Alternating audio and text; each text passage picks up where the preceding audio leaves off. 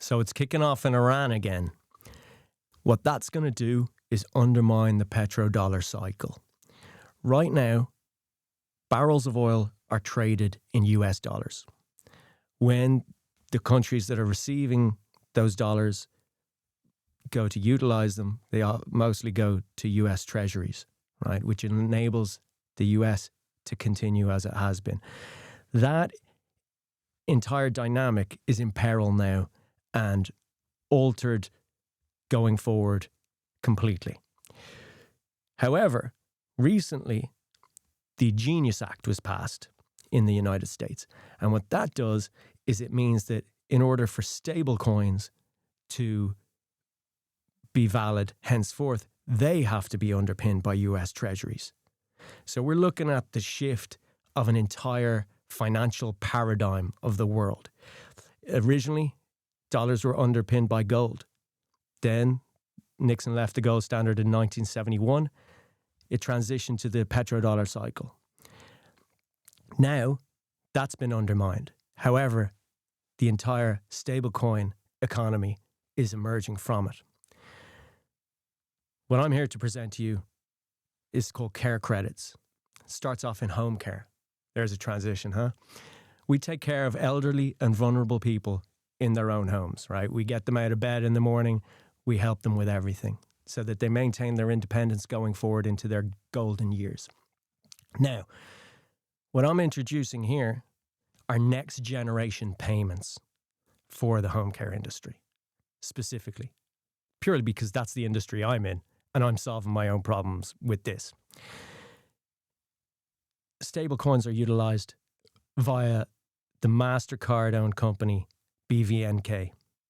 They're the rails that underpin this entire transition. So we're not talking about any kind of crypto speculative play here. We are talking about real money, pounds, shillings and pence, euros and cents, dollars and cents, right? Moving instantaneously throughout the new iteration of the banking system, all underpinned by Mastercard. Not only that, right? We have care workers. We have 70 care workers. They go out there every day doing God's work, helping people in their own homes. Now, what we have is an entire platform whereby all of the verifiable credentials that are in our system are deployed to people who work for our company so that they have verifiable authority to work on behalf of our company. So that when our care workers show up, you know who they are, you know everything about them. And the fact of the matter is that they can get into the system itself because our system is ultra secure. And why is it ultra secure? Because the entire system is encapsulated by post-quantum cryptography. Now, how do we have post-quantum cryptography when we don't even have quantum computers yet? Well, it's an established body of knowledge. We have all of the necessary certifications. And basically, quantum computers are coming down the pipe soon. At that point, encryption across the board that's deployed right now today has the capacity to be undermined entirely.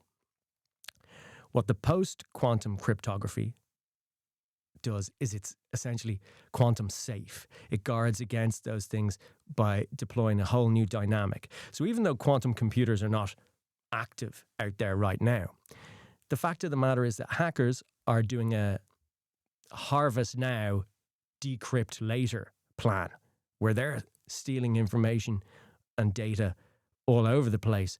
And they're just sitting on it until the day comes when they have access to a quantum computer to break that age-old cryptography. So we are secured by post-quantum cryptography moat around what it is that we do, buttressed by the verifiable credentials that we deploy.